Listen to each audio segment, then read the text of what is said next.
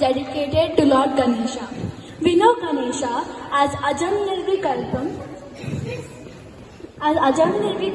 Nirakaramekam. Nirvikalpam means without any forms or definitions, without any impurities. We can also say Nirmalam, Anandam, Purnam, etc., which is also a description of the Supreme Brahman.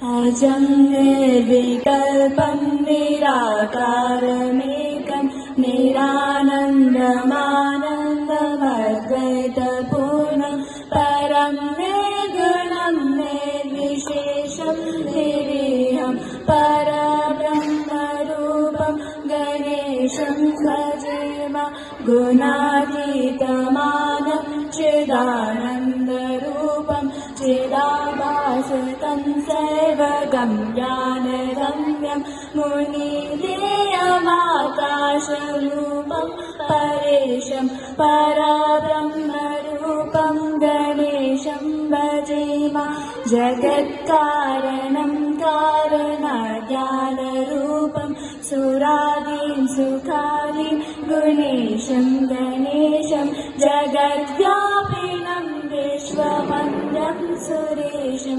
Parabrahmarupam Ganesham Bhajema Parabrahmarupam Ganesham Bhajema Parabrahmarupam Ganesham Bhajema.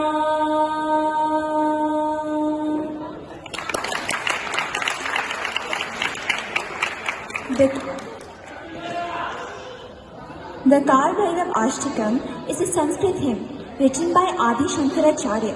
The hymn addresses Kalbhairava, a form of Lord Shiva. Devaraj Sevyamana Pavanam Vipankajam Vyalayagna Sutramendu Shekaram Kripakaram Naradadi Yogi Vindavanditam Digambaram Kashika Puradinatha Kalabhairavam Bhaje Bhanukoti Bhaskaram Bhavadhitarakam Param Neelakantalipsidatadayakam Triloshanam Kalakaram Bhujakshamakshushulabhakshanam Kashika Puradinatha Kalabhairavam Bhaje Shulatanka Pashadanda Panimadhikaranam Shamakayamadidevam Aksharam Nirayanam Neelavikramam Prabhu Vichitratandava Priyam Kashika Puradinatha Kalabhairavam Bhaje Bhukti Muktidayakam Prashastha Charu Vigraham Bhaktavatsam Shritam Samastaloka Vigraham Vidikvanam Manogyema Kim Kimina Satkatim Kashika Puradinatha Kalabhairavam Bhaje Kashika Puradinatha Kalabhairavam Bhaje Kashika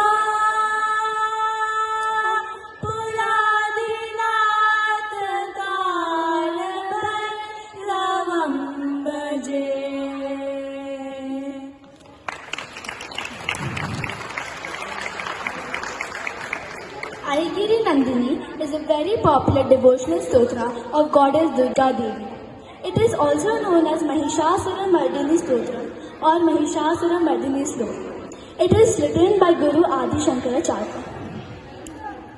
Aigiri Nandini Nandita Vedini Vishwavinodini Vishnute Girivara Vindya Sarodini Vasini Vishnu Vilasini Jishnunute Bhagavati Shruti Kanta Kutumbini Bhuri Kutumbini Bhuri Kute Jaya Jaya Mahishasura Mardini Ramya Kapadini Shailasute Suravara Varshini Dardara Darshini Dharmakamarshini Harshalate Tribhuvana Poshini Shankarato Shini Kilmishamoshini Gosharate Dhanujani Roshini Ditasuta Roshini Dharmadaso Shini Sindhu Sute Jaya Jaya He Manish महिषासुरमर्दिनि रम्यकपर्दिनि शैलसुते वै जगडम्ममडम्मगडम्म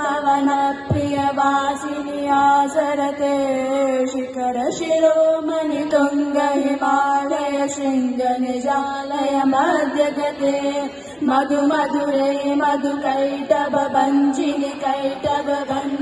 रासरते जय जय हे महिषासुरमर्दिनि रम्यकपर्दिनि शैलसुते ऐषधखण्ड विखण्डित रुण्ड विरुन्दित शुण्ड गजाधिपते रिपुगजदण्ड विधारण चण्ड पराक्रम शुण्ड मृगाधिपते निजभुज दण्ड निपाटित छन्द विपाटित मुण्ड भटाधिपते जय जय हे महिषासुरमर्दिनि रम्यकपर्दिनि शैलसुते रम्यकपर्दिनि शैलसुते रम्यकपर्दिनि